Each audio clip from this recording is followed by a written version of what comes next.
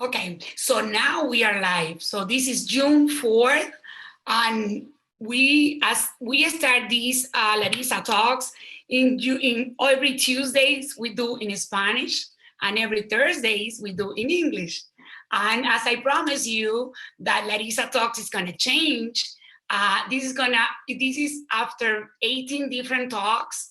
This is our last one for this season, like a Netflix season. So I don't have any other person for the English side that can end this with the energy that we want to bring, because Larissa Talks open to different actors and different personalities as a realtors and person involved in the real estate section that help us in our state, local, state, national, and also globally. So I don't have any other person better that ends for us today and give us how we can become the best that we can today, and talk about her a lot of books, their babies, and we're going to talk a lot of other stuff. But I want to introduce you to this June 4th, the Thursday last Larissa Talks interview mode, to my dear friend Lee Brown. She's a successful realtor, and she owns a real estate company. She's a forward-thinking CEO. She's over, I think, forward-thinking CEO. She has a #1 best-selling author and honest. She's a very honest coach. And she's also a keynote speaker. I have the blessed to see her in several times, and she is a person that she give me things to think about, and give me sometimes this light that I may need sometimes, that she says something that I say, oh my gosh, I was thinking in that yesterday, and she mentioned. So she got this type of magic when she talks, that if you can discover what is the secret that maybe something in life at sending you today, I invite you to listen to her today. She's an award-winning educator, an influencer. In fact, she's been spoken all over the world. So she's been spoken in any NAR real estate convention, in any real estate convention worldwide, in United States, and in any association, local, state. She don't have any problem to come and speak anywhere. She's with us here today, and I want to appreciate that you are with me. Welcome, Lee Brown. How are you? I am wonderful. And thank you so much for having me on your show. You say all these things about me, but you've done all your whole life full of things too, because, they say if you want something done, you ask a busy woman, and we know how to get things done. So it's very exciting to be with you, and to know that, there's so many opportunities in life, and we get to lift each other up, and we don't even always know what those opportunities are. Yes, that's what I'm saying. The importance of the relationship in those type of times show and prove us that we was in the right track. Yes. Sometimes we, no matter how much we was having too many, because, for example, these talks I was having in my draws for years, because I want to do this in live in conventions with friends. But we was so busy in meetings and so busy in events after the meetings, and then private meetings, and then another meeting for the other meeting, and then a subcommittee meeting, that we never have a chance to do. And life put me in this moment to do these type of things. And I collect a group of friends and a group of people that I think can bring something back to the people that listen, no matter how many people they are today, because we discovered that 4:00 is not anymore a good choice to have a program. But I enjoy so much yourself. I seen you, I admire you the most when I see we close our office on March 19, and I think this next Sunday I saw you doing a piano show in your church alone, and that talks a lot for me about you. So how from when you are a beautiful piano player, so you come your Jesus heart to your coming. What makes Lee said, let me go to the church and do this and post this? How that comes to your mind? Well, it's what I needed, right? And so sometimes there's things that you need, and you may as well invite other people into that space. And for me, I grew up in the church. I've raised my kids in the church, and we do this every week as a family because it grounds us. It's the center of everything. And then when we had that taken away from us, I mean, honestly, everything in life, Larissa, you know this, you have choices. If it's taken away, you can give up, or you can say, I'm going to figure this out.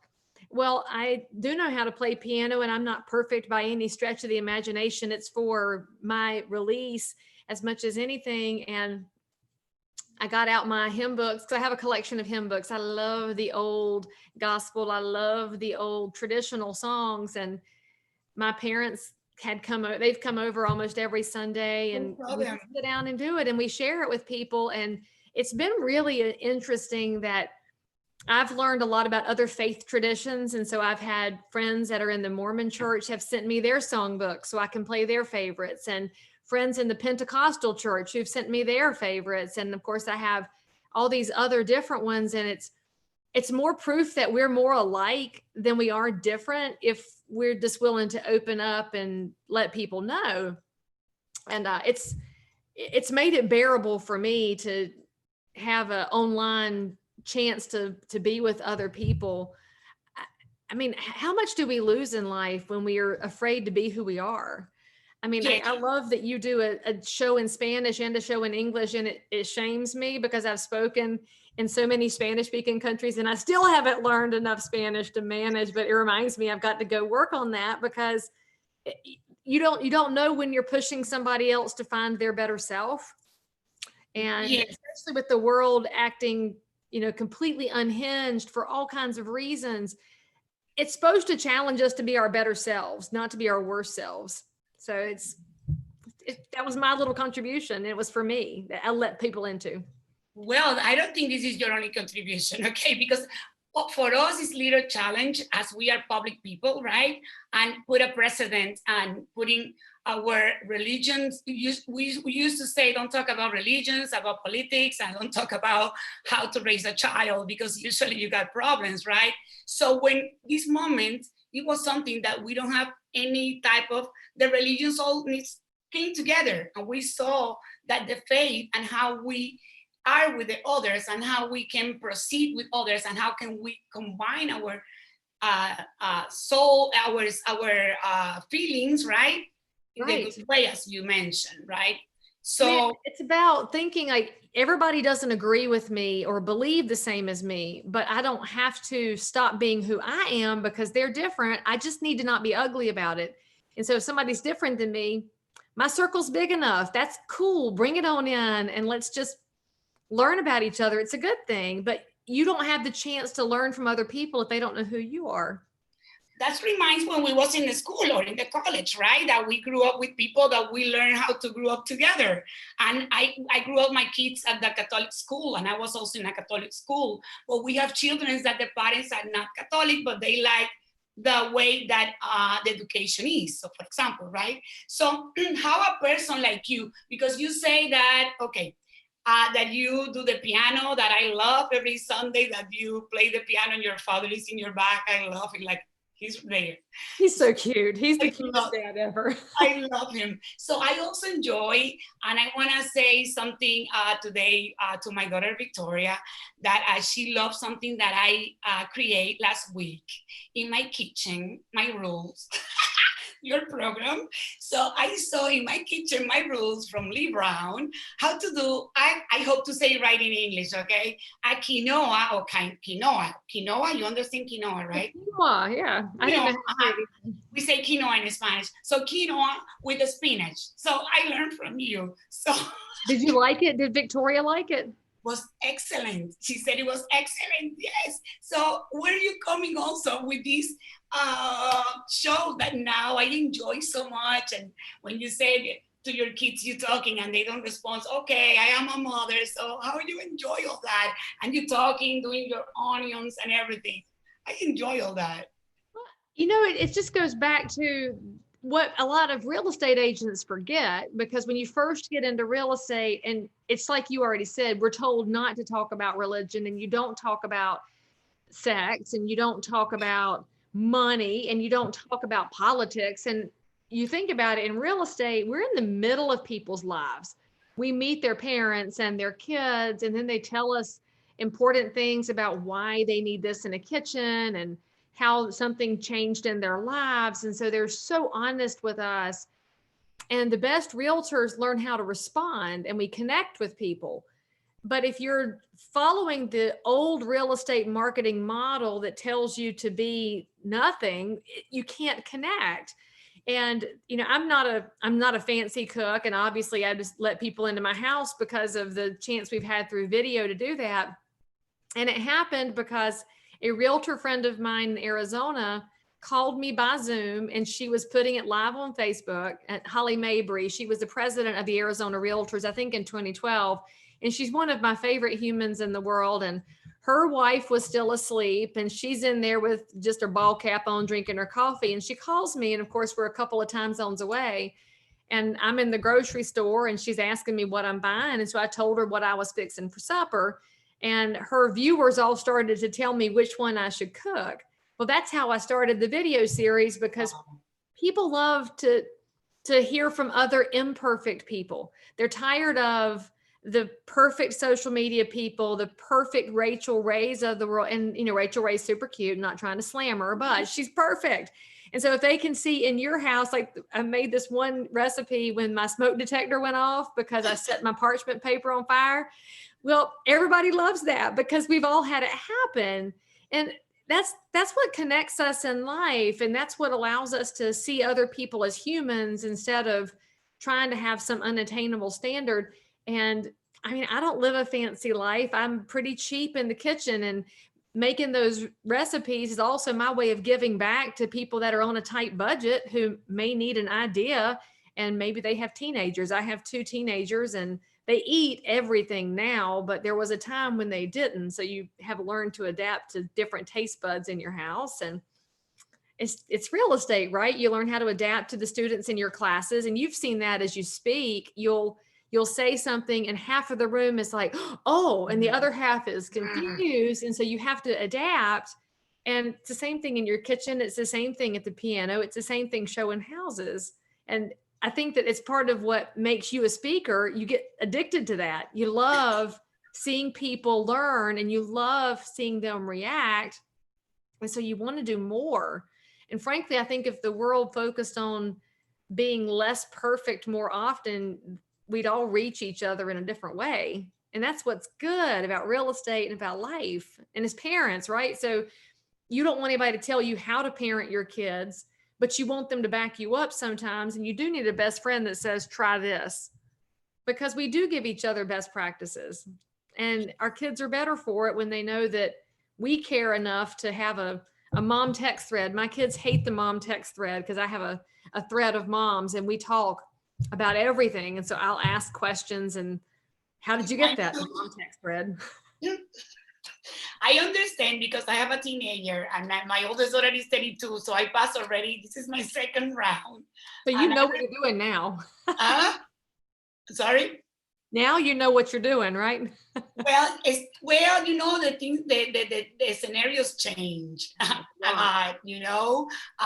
Having a 17 and 32, it's like, it's a big difference, but it's a learning experience, because with my granddaughter 6, I'm learning so many other stuff, and she got a brother 11, so I'm learning like from different scenarios that I understand. And I was asking in my last Larissa Talks last Tuesday that people needs to pay attention to kids, people. I see people that some kids 6 years, they talking to them, and they are talking to them, telling, and people don't pay attention. So why don't you pay attention and listen?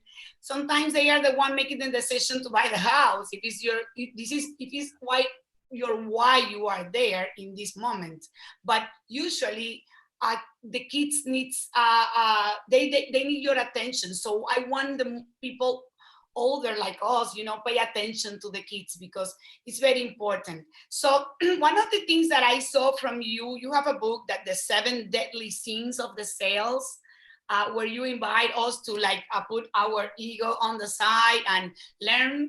So how you can introduce you a little bit about the mistakes can you give us at least 2 mistakes that we make the most, so we can convert maybe those mistakes with how to become the best that we can be? I'm so glad that you mentioned that first sin, because that's one of the 2 I would pick out, and I call it ego over substance.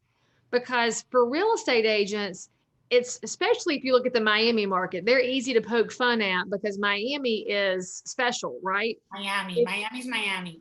They're Hi, Francisco. They're just, I went to Florida State, and that's when I found out exactly how different Miami is than Tallahassee, because it's like 2 different Floridas. Yes. But when you think about the Miami realtor, they're always designer, put together, perfection all the time. And when you look at their social media, there's a couple of notable exceptions, but I mean, just agents in general. It's not just Miami. I know Inez is probably watching this, and Inez, you're amazing.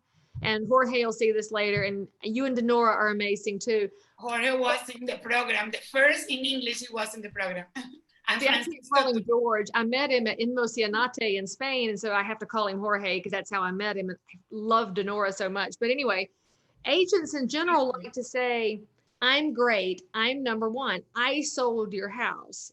When, if we think about it, the house that you sold, it's sold because you advised the seller, yes, but the seller did the work. They decluttered it, they cleaned it, they paid for the upgrades based on your advice. So why don't we give any credit to a seller and let them tell our story of, yes, my house sold because I hired Larissa and she gave me a list and I did these things and I knew my realtor would help me get there, because the best realtors are doing so much more than holding open houses. They don't just show properties. We're professional problem solvers, and we're problem solving all the way through, which is why somebody wants to call us. They're not calling you because you're number one. They're not calling you because you look good.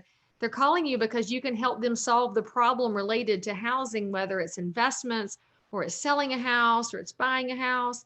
And the realtors who have figured this out, if you look at their marketing, it's got testimonials in it. It's got story in it about this house and this seller and this situation. And it's not I. And if you think about it, if everything is just about how great you are, well, that person can be replaced by technology, because technology doesn't have a personality. Technology isn't connected in community, and technology doesn't sit down with the home seller and hear about what's happening in their life and help them adapt. And so to do that kind of work, you as a realtor have to be in second place or third place. You can't be number one all the time. You got to say, talk to me a little bit. Tell me what's happening here. Tell me how I can help. And when we are in eras where the markets go weird, I mean, it just happens all the time. In real estate, you have up and down markets. We're a cyclical business. Whenever things go into a strange space, whether it's because of mortgages or it's because of a pandemic or it's because of a recession, whatever happens, you have people that come to you and say, should I sell my house? And a realtor who's learned how to put substance first says, well, let's talk about the pros and the cons and figure out what makes sense for you. And the realtor who's all about ego says, I can sell it. I can do it. I can make a house sell, but maybe for them, it's not time to sell. And so that's where, if you flip that around, and it applies frankly to any sales business, to mortgage people, to people selling carpet in a house, if you put the needs of the other person first, it solves a lot of problems. And then you're actually not really selling as much as you are giving advice and acting in a consulting space. And the second sin that I think is super duper killing people right now is they have forgotten that this thing makes phone calls. And you can talk to somebody and hear their voice. And I love the excuse that I get from millennial agents who want to tell me that nobody talks on the phone. And I get to tell them they do, but they're screening you first. And so if you are calling somebody, maybe you text them and say, I'm calling you now, please answer, because we all know that you hear things in somebody's voice, and you're very skilled salespeople. Learn how to react to that, because you can hear when there's an emotion, you can hear when there's high levels of stress, you can hear when they're distracted, and you can adapt your questions to make sense for them. And you just can't replace that with text, and because text gets misunderstood, nobody wants to read email. The only thing I think is a good replacement for telephone is video chat and video text. And it's amazing because you can look somebody in the face and see their eyes. I mean, it's a way to connect that can't be replicated. And we've got all the data on it. If you look at the data from the National Association of Realtors, we know buyers use the first agent they talk to. Sellers use the first agent they sit down with. And the way that you become the first one is to get them into conversation. And conversation is also becoming a lost art, that two-way street of when somebody says something, instead of you going straight to your next question, you go somewhere that's related to what they said. You overheard they said something about California, and instead of you moving on, you're like, talk to me about that. So you're moving to California? Are you both moving? Are the kids going to school out there? Tell me a little bit. Oh, the job's moving me to San Francisco. Are you excited about that? I mean, to look for the information, it's going to help you do a great job. I will never be convinced that you can replace that by text and email. And we know this from realtors. You know this as well. The big complaint they give is that the leads are no good. Nobody responds to me. Okay. How many times did you let them hear your voice? And even if you went to voicemail to say, hey, I'm just calling you back because I saw that you had a question. I figured I could answer it by voice, but if you'd rather text, that's fine too. Let them know that you're paying attention. I think that's what it boils down to, is what you just said about dealing with your teenagers and dealing with kids. They want to know you're paying attention.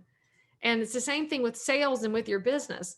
I'll tell you, I think I'm much better at listening because of my 15-year-old daughter, who said when we were going to move houses, she wanted to eat at the dining room table, sitting down together with no devices. And we have done that a ton since we'd made that decision as a family.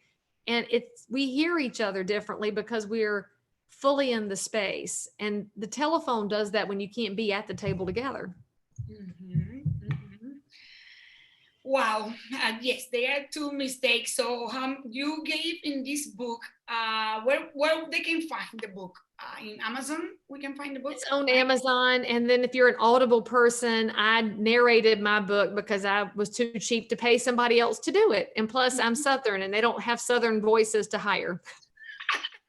So because you are from North Carolina, so you can, I want to go back to the 7 deadly sins that we just spoke, but as you mentioned that you are from Southern, so you are in North Carolina. So can you tell us a little bit about the market there, how you are? Well, for the record, you're more Southern than I am because the Dominican is south of here. So you're just extra Southern. You just didn't know it, right? So nobody told you that. Well, today is difficult because both have a big accent, my accent and my wrong words, and also you are a Southern. I don't think we have an accent. I don't know why anybody would think either one of us sounds different than anything else. We're way better than the people on TV that are boring. We are not boring, right? Exactly. We are super fun. So our market here is pretty interesting. So where we sit I'm in Concord, which is on the north side of Charlotte, and the picture behind me is actually the corner down from my office. I'm in the downtown area. It's a downtown that's coming back. It's revitalizing. It was a textile town for 100 years. And it's now, we've seen a lot of downtown areas that there's been new energy, and I'm excited to be a part of the new energy. It had gotten really run down, but our market is really attractive because our airport in Charlotte is the 4th busiest in the US. We're an American Airlines hub, which does make it easy to get to Miami because Miami's of course a hub as well. And we've got 4 seasons, no love bugs. And so we do not have to deal with love bug season. So we're got an advantage there. We're 3 hours from the beach and 2 hours from the mountains and 6 hours to DC and 4 hours to Atlanta. So we're just a really convenient spot. And this is where a lot of companies have landed. Charlotte is the second biggest financial market in the country behind New York City. And we do think that's actually going to grow because of the flight from urban centers that's going to happen post the pandemic era. And anytime you have changes in the market, if you start watching some of your exterior markets to yourself. So I'm glad you asked that, because a lot of people just think about real estate right here. But if you start looking at the bigger trends, we do expect more banking jobs to come here. And we've had technology jobs that have chased them. So we have Google here, we have Facebook, we have Amazon. You have a lot of really interesting companies. Chewy is in this area, and they sell cat and dog supplies online. I know. And they just built a facility that's 10 miles north of my office and hired 1,200 people. So that's very exciting stuff. And our average price is around the $275 mark. So we're very affordable for most people. And the only time I feel a little sad inside is when somebody is a first-time buyer and they're spending $100,000, because if I stretch, I can probably find them something. But 20 years ago, I could have found them something. And I've always worked every price range. And I love, love, love working with people who are buying for the first time. And I know you do too, because there's that special, that warmth that comes from them finding out that it's actually going to happen. And they just never believed they could own a home. And so anytime prices go up, you always have a group of the population that just the wages haven't kept up. And so that's why I love that we can serve a lot of people. And I do a lot of my volunteer work is in the affordable housing space, because I really want more of my neighbors to have a shot, but things just get more expensive. And so it requires some really smart public-private partnerships, and it requires realtors being in those conversations, because if you leave it to government officials, it's just not going to happen. Yes, I am part of I've been chosen to be part of the inaugural Fair Housing Committee for NAR this year. So we are working really hard. And I tell you something, like you said, we are professional problem solvers, right? We are psychiatrists, we are psychologists, we have sometimes that we need to sit with people and know everything from them. You see, sometimes they are divorcing, sometimes they are buying because something happened in their life that impact, and sometimes we are the escape for them to speak. And if we are not genuine, if we are not from our heart open, if we only are looking for how can I get my commission and move on, maybe you're gonna make money, and there's a lot of people like this, and I don't want everybody to bring everybody problems in their shoulders, but we have a profession that we need to care for many things, and we also have the responsibility to maintain our profession, not only the property rights, but also our profession. And I know you are a super duper major investors. So if you want to speak a little bit more why you give back to your industry and why do you think it's important, as any realtor is listening to us or anybody in another industry, right? They can be the best thing they can be, because I don't want to lose what we're talking, but I want to know why you are giving back to your profession. Well, there's a lot of reasons, right? So we choose real estate, most of us, because we can do anything we want. There's so many opportunities in this business, no matter where you live, what you look like, where you came from. You can make it in real estate if you're good at listening to people and you have a desire to help. And I've seen agents that have come from nothing. They don't have any money at all, but they're so skilled at listening and they're so disciplined at working. They can make a whole life out of real estate. And I love that kind of a promise, because it speaks to the American dream, right? The American dream being, if you work hard enough, it's there. Real estate is that every day. And the reason that I stay involved in this politically is because it's easy for us to think that what happens in our state capitals and our county seats and in Washington, D.C. doesn't really matter. That you can turn off the news and say, that's not here, I don't have to listen to it. But if you do that, you're really short-sighted, because our elected officials, for the most part, are so far away from working. They just don't work regular jobs, and they haven't for a long time. And the fact that they don't work regular jobs means they probably haven't bought a first house in forever, and they haven't hung out with people in the community who haven't been given that chance. And so the work that the realtors do is really unique, because the public thinks that HGTV is what realtors do, and that's not what realtors do. We do show houses. We do get paid sometimes. We do have fights with other agents sometimes, but the bulk of what realtors do is sitting down with people and listening and saying, okay, so let's see if there's a way to make this happen. And we do this neighbor by neighbor. And politically, we have to protect that process. I want to protect the fact that somebody who comes to me and only has $100,000, we have to find a way that that person believes they have a chance, and that they're going to have options at some point if I can help show them the way. So my job as a realtor is not to force everybody to buy a house. This is not about everybody has the right to own a house. Everybody should have the opportunity. And so my job is to open the doors to everybody and say, here's the pathway. And maybe for you, it's a 3-year path, and maybe it's a 3-day path, but I'm going to give you the steps. And politically, we're protecting that with things like the work that we do on credit scoring. We know that there's a lot of people in every one of our communities who pay cash for stuff. And if you pay cash for everything, you don't have a credit score. If you don't have a credit score, you ain't getting a mortgage. Well, one of the things that realtors work for, hey, we need some way to help people who pay cash get mortgages, alternate credit scoring models. And it's not sexy stuff. You're never going to hear a politician talk about this in a stump speech, and they're not going to put it on the news at night because nobody cares until it affects them.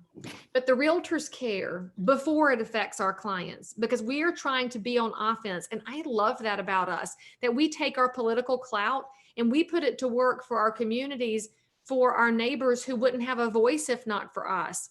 Our political advocacy work is working for fair housing. Why are we working for fair housing over 50 years after the legislation was passed? Because we're not there yet. Until we get to the point where we think about all of our neighbors as neighbors and we open the door for everybody, then we have work to do. And our political work speaks to that. And we've spoken to the fact that there's work we can do together in providing grants to communities, placemaking grants and community opportunity grants. And we'll soon have a brand new set of grants come out to help business owners that have been impacted. I mean, I love the way that we operate. We operate with people like Senator Tim Scott from South Carolina, who introduced opportunity zones in 2017, which is a way to get capital to flow into areas that have been forgotten. Because it's easy for money to go into downtown areas that are shiny and to go into fancy suburbs full of Whole Foods. But money doesn't tend to go to neighborhoods where the last grocery store went away and the drugstore closed up shop and nothing's there. We have elected officials like Tim Scott who talk to the realtors and then go forth with big ideas. And that's why I stay politically involved. It's not about Democrats and Republicans. It's not about who's running for president. It's about how do we get really big ideas that can impact our neighbors and be a voice that they don't have at the table. And that's what we do. I think we're probably the only group of people who goes to talk to elected officials and doesn't fight about Democrat versus Republican. We don't care about that. What we care about is we have 4 issues that affect our neighbors in regard to property rights and flood zones and credit scoring and availability of mortgage money and low-income housing tax credits and help for independent contractors when there's an economic shutdown. And we need you to work with us on these issues. And I love that about us. And I'll tell you that when I'm meeting with buyers and sellers, I always wear this pin, my major investor pin. And I explained to them that there are a lot of amazing agents in my market. I'm very fortunate that in the Charlotte market, we have over 12,000 agents. And I'm actually having a little group of them over to my house next week just to spend time together. And we're not in the same company and we don't care because we care about the bigger picture. But I wear this pin and I tell my clients or my future clients, this is the most expensive piece of jewelry I wear. And the way I got this is not by writing one check, it's writing check year after year after year after year after year. And I've been investing in your chance to sell a house or to buy a house before I ever met you. And I'm going to invest in this opportunity after I have sold your house so that your kids, your grandkids, your neighbor will have the same chance that you've had, because it's bigger than one house. And I'm going to sell your house and I'm going to do a great job. But I want you to know that I look at real estate from a 30,000 foot view, and I'm going to invest the money and the time. And you need to ask every realtor if they're doing the same thing or if they just want to sell a house. And I'll tell you, the best thing that came out of this is that two of my competitors, with whom I compete all the time because we've all been around forever, we've all sold a bunch of houses, both of them found out I was doing this on appointments. And one of them called me and she said, how do I get a hold of that pen? I said, $1,000. And she paid it up, became a Sterling R major investor. 1 year. Maybe. And then the other agent called in and said, I heard that agent 2 got one of those pens. How much did she give? And I said 1,000. And she said, then I'll do 1,050. I got so tickled because I love that competitive realtor nature. But the best part of this is, if you are a real estate person or a salesperson or anybody, and you think that it's a small, scarce world, then you start hiding your best ideas and you start hiding all the information. When in reality, we're in a profession of abundance. There's so much out there. And so now I know that when I go on an appointment, it's quite possible that the consumer with whom I'm speaking has heard this story 3 times, and they hear it 3 times. Now they think that's what all realtors do. And that's how people start to look at us differently, because I know there's some bad people out there. There's bad people in every job. But I believe that most realtors actually do have really big hearts for their clients and they want to do well. And once they learn that they can have impact beyond one house, they're going to do really big things. I mean, look at Ana Rodriguez in the Miami Association. She's a government affairs director. I love her so much. And here she is serving realtors and helping them stay educated on issues. And then she runs for office and she wins, and then she wins again. We support too. We love supporting her because she is so good-hearted and so smart. And I feel hope for America when we have people like Anna that are willing to serve, because I feel like she's going to attract more good people in. And when you attract in good, it pushes out bad. I'm with you. I wear my pin when I'm working. Now I am Larissa Talks, and sometimes I try to also be a real person. But this is something that I learned because we said that this is the most expensive jewelry that we have, right? And the most important is that I've been fundraising chair for the state of Florida and also RPAC chair for my own local association. So and thank you for that. Yes, you're welcome. So I understand, and I was the global on the RPAC chair the same year. Oh my God! But I raised the bar in the major investors, and I also was in the major investor committee for the Florida Realtors. And last year I was the fundraising chair, so I was having a $4 million.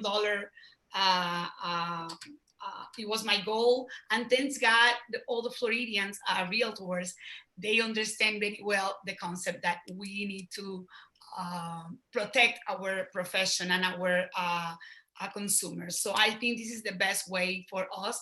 But looking for another people, looking maybe this program are not a real estate professional, maybe your own way of life have something that you can also complement. Maybe you can start in your own local association or about the real estate, including the political real estate or anything that you are doing. For example, if you are in the restaurants, maybe the restaurant side, they own every association, let's put it this way. I think the Congress give a day for them if they asking, right? Because we have a Great American Realtor Day, and the doctors has a day, and So everybody has a day. So you just need to connect when is the day that your profession has a day to come to the Congress and be involved, because it's important that our voice can be here, like, right?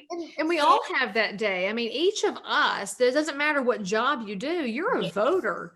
And so that's too why. many people would go on social media and they start typing like this, and you forget that your elected officials are humans and they have families and they went to school and they had jobs and they get up in the morning and they go to sleep at night. And when you go visit them and knock on their door and say hello to their staff members, because by the way, your most effective way to get people to listen to you is to be kind. And when you're kind to the 23-year-old who works for your elected official, you are going to have doors open for you. And then just say, here's what I'm seeing. Here's what I'm concerned about. What do you think? We have to stop this practice of yelling at our elected officials and yelling at each other, and go back to being curious, ask questions, but you can't go wrong knocking on their door in the Capitol building. They will listen to you. They're always really glad that you spend the time visiting. You've seen that, Larissa, when you go to Hill Days in your Capitol, they're so glad that we took the time out to come visit. Mm-hmm. And it's not that big of an investment of time, but you can really move the needle, just you, and then take 3 friends, and suddenly you're really making change. Yes, yes, I'm with you. So go back to your books, because you have more books, and you have a lot of webinars, and you are a woman that I don't know what word to say for you, because you are fabulous. You are a good mother. You are a pianist. You are a cooker. You are not a hooker. You are a cooker. A cook. So you're writing books. Very expensive. You're writing books, but you are a real person, because I see you on the daily basis. So you are a real person. So your book, this word is really difficult for me to say. So if I say wrong, you help me. Outrageous, outrageously authentic. So close. Outrageous authenticity, but it could be outrageously authentic. So your way works. The way to be authentic. You're close. Yeah, we're good. Okay, so yes, I'm sorry. Well, that was actually my first book, and I wrote that one because I see so many people hiding who they are, and they think it's scary to tell people what you believe and to share yourself because they're afraid of offending. We are definitely in a society where people get offended for nothing, and you've never met them and they don't know you, and suddenly they're attacking you. But then you have to remember that the people that are in attack mode have their own issues at hand. They're attacking because they're upset about something. You didn't cause that if you don't know them. And if you remember that people are going to be attracted to who you are, which also means some people will be pushed away by who you are. And that's okay, because my mother told me all along, I don't have to be everybody's friend. I need to be friendly to other people, but I don't have to be friends with them. And I think that's the difference. And so I wanted to give people some action items for reclaiming their personality online and in their marketing and in their presentation of themselves. And you know this as a mother, it's the hardest thing to give your kids is the confidence to know that who they are is absolutely perfect. It's the way that God designed them. They are beautiful. They are smart in their own way. And not everybody's smart in the same way. I don't think we should be telling everybody they're perfect, because they're not. But for example, my daughter is an insanely talented artist, did not come from me. And I think she knows she's talented, but because she's 15, she's going to argue with herself. And we all did that at 15. But I want her to be able to stand up tall and say, I'm good at this, because that's the hardest skill to learn. And the world's going to say, well, you're not as good as this, and you are not, and you shouldn't brag and this and this. But the confidence is huge. They will gain that in their life. They will gain that. And then sometimes they learn things, and then in the future, they learn this for some reason, that it was not for the reason that it was, okay? So my 32 years old daughter can tell you, because sometimes you try to them to listen to you and you frustrate yourself at the end, when you see and you go to their houses, when they move out from you and you go to their houses and you see that they never leave the towel outside, that you was fighting all the time with them. So they change in their life, so they listen to you. It's just that sometimes they just block mom from the ears, because we are all the time talking, but they get something. They keep something. They keep something. So, okay. So basically, going back to because you mentioned something that I am very curious to know what you can say. In your book, you said that we need to be confident with who we are. So we are, for example, this is in the who we are outside, who we are inside, but as a profession, we are realtors, right? Happened to you, for example, that a good friend or a family member buy a house and they don't buy it to you? How do you handle that? So first of all, it hurts, right? It never Hurts so stops hurting. much. So when you say that be you, that I understand, but how can you continue being you? I mean, I think it's honest to admit to it. So you don't have to be perfect. You don't have to be Teflon. You have to be human.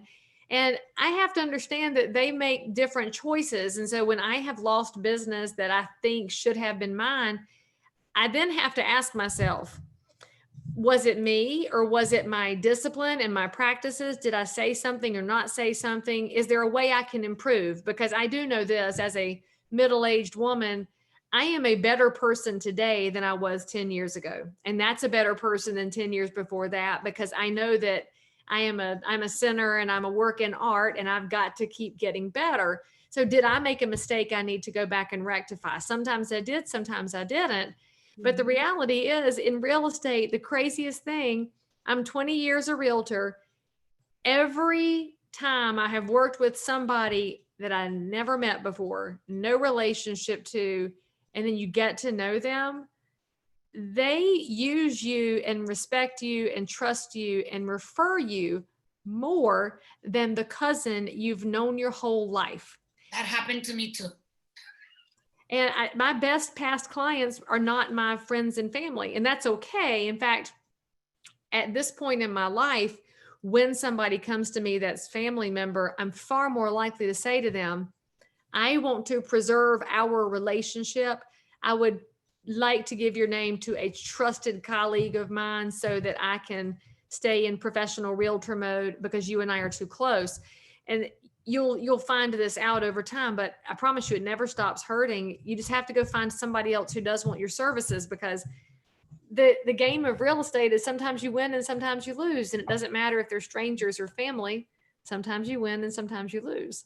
I think there are too much information right now for people. And I understand that sometimes we can have the fault on that as a realtor, that we sometimes give too much information outside. But I think it's important that people have information, but I think it's a lot. So our differentiation that we have to be from others, agents, realtors, needs to be in the most high level that you can. Sometimes you have only one time to present who you are. Sometimes you have a second. So it's not almost time, but the first time is sometimes it's one shot, right? So we need to do right. So what you can think is the key for the differentiation? Can you say that word for me, please? Differentiation? Yes, thank you. We don't have any accents though, Larissa. No. I mean, honestly, I think the key to successfully differentiating is explaining what you're going to do when things go poorly and when they go badly. Because most people want to talk about the best outcome possible all the time. And the best outcome possible is not always going to happen.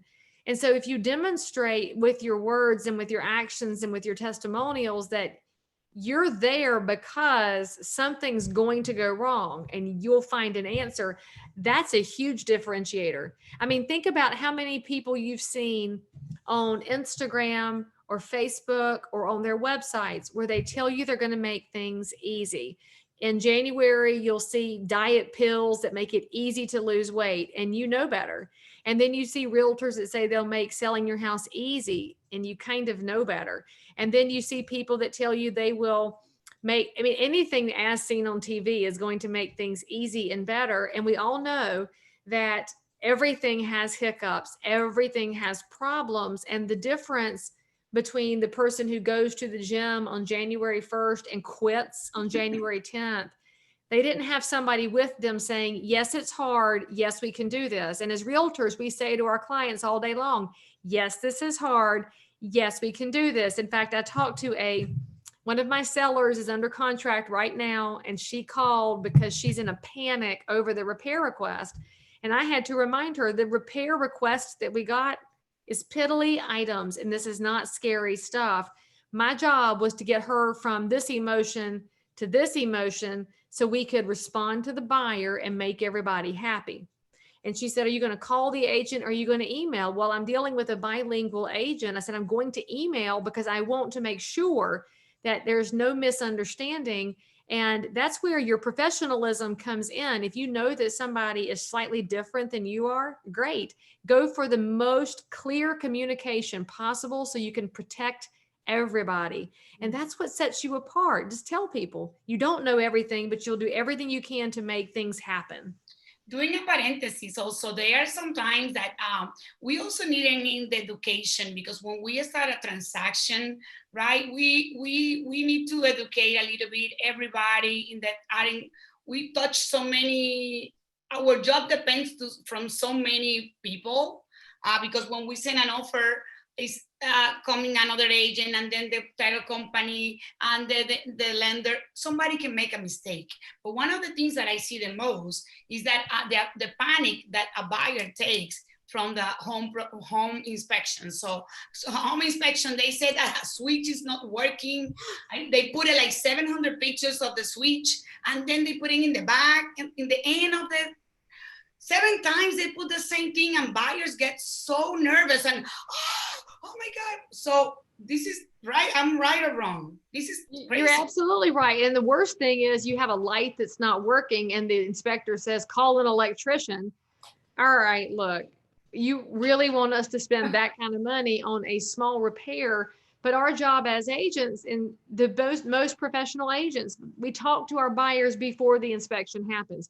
Here's what they're looking for. Here's what they're likely to find. Here's the things we panic about. We panic about heating and air conditioning that don't work. We panic about fungal growth under the house. We panic about water standing termites. We would definitely panic about termites. We're not going to panic over the toilet that's not sitting all the way on the floor because it's off its wax seal. We are going to pick and choose what's worth fighting about. And the sooner you have that conversation with somebody, the more successfully they can make their way through it. And maybe if you're watching this and you are new to real estate or you're new to whatever job you're doing, it doesn't matter. You don't have to know everything, but you better know somebody you can ask. I was lucky when I first got into real estate that I joined my dad, who had been a realtor forever. And I rode around in the car with him. And if I had questions, I asked my dad. And if I was doing a deal later on, I had questions, I asked my dad. And I always told my clients, I'm like, I might not know, but I got somebody I can ask. And that's how, if you are new to whatever you're doing, find that mentor. They can tell you what to panic about and what not to panic about, whether you're selling cars or houses, or you're a stay-at-home mom who's homeschooling for the first time. You can find mentors in everything you do in life. I think so. This is the life that we're living right now, that we have everything in the touch of our hands. The teenagers, this is how they are growing, with everything right thing is there, right? So let's see what happens in the future for them. So let's talk a little bit before we ending. Can you tell us a little bit about your instructors boot camp and your Live Brown You and your webinars and your coaching? Can you tell us a little bit about how we can get more from you and learn how to be more successful as you are? Well, everything is at leebrown.com, which is just my name. I've got links to my website for buying houses. If you are looking to buy real estate in North Carolina, you should call Larissa first, and then she'll call me so that she can make sure I know who you are. And you can also find all of my training and all of my help for real estate agents. There's stuff that's for purchase and there's stuff that's free. I do a lot of videos. They live on YouTube and on Facebook and on Instagram. I love giving back, and part of why you'll find so much free training from me out there is it was given to me. And so I like to give back. And then of course there's more intensive stuff that's available. If you are looking for a coach or something that's more intensive, it's all there. And I'm always glad to answer questions and help out. And hopefully one day I will learn enough Spanish to come back for the Tuesday show. That's going to be my goal in another future season of Larissa Talks. Oh my gosh, I would love that. So I want to say, if you, we usually have Victoria Ortiz, my daughter here, but she's today her first day as a, she finished school yesterday, and it was a lot of class and things. So she went today to the lake, and she's not with us today. But I just want to say today is our last day, and we have few people looking at the program in different ways through Zoom. We have a group that is saying a few things that we want to say. From Federico Avila, from El Salvador, listening is the best tool to sell. I agree, he said. Also, Annalisa Weller, hi, my love, from St. Pete, Florida. Excellent. Thank you both so much. Francisco Angulo from Rheology in Miami says, thanks, Larissa, for your courage, commitment, passion, and dedication in your Larissa program talks. Never above you, never below you, always beside you, by Walter Winchell. Oh my gosh. Oh, perfect. Good job, Francisco. You nailed it for her. Absolutely. This is beautiful, Francisco. Thank you very much. So what put Lee Brown more strong? What learned Lee Brown from this moment? What Lee Brown gonna change from now on? Can you tell us a little quick? Oh, I think that Francisco actually wrote it down perfectly. And we all need more courage right now. We all need a little more commitment right now. And we need to show our passion. And I'll just say that for me, showing passion is going to be shown in kindness and with a smile, because my version might be different than somebody else's. But whatever you do to show those, it demonstrates your dedication to making everybody around you better. So I'm always a work in progress. And so I'll keep getting better. I'll keep selling houses. I'll keep growing my brokerage. And one day I'll have my own cooking show. And that's when it's really going to be fun. And so I'm going to take my kitchen, my rules. I'm waiting for a call from the Food Network. So that's my next big dream. And I'm going to be praying for that happen for you. I'm going to be praying for your exactly what you like in life, what you enjoy, which is real estate also. And I know you enjoy cooking because I see you, and I try to get your, sometimes your accent, you know, I try to, okay, I stop and then I go back, but because I need to learn. I have a class in the Miami with my friend. He gave me some classes for JK from the Fort Lauderdale area. He gave me some Southern class. But I need to learn more, okay? So I need to maybe come one day to you. And yes, you need to come. And then I've got my captions, but you won't need the captions by then. We'll put on a cooking show in the kitchen, and we'll make something amazing from the Dominican. And then I'll make my most Southern food, and we'll put them together. Yes. We can. I am very good cooker too. So okay. So anybody? Oh, Francisco also say that you are the best. So if we don't have anything else to say, I want you to say something to everybody that I appreciate the time that everybody took since April 7, every Tuesdays and every Thursdays at 4 o'clock. And the good thing is that this is recorded, so you can see in any time in your life through our YouTube channel. I want to thank my daughter, Victoria Ortiz, to be with me from the entire season, and also my husband, Orlando Ortiz. Also, I want to say thank you to G. Rod, that you are my hero, and I love you so much, and I thank you so much for the help that you're doing backstage. And I want to say thank you to Jesus to put me the persons that I've been touching all these 18 different talks. I touch more than 50 people that I interview from all over the United States and from all over the world. And I choose right people to speak because now we're going to be changing, and now we're going to have a little rest, and I will come back maybe more. I'm going to bring you a Larissa Talks different and more in another time and more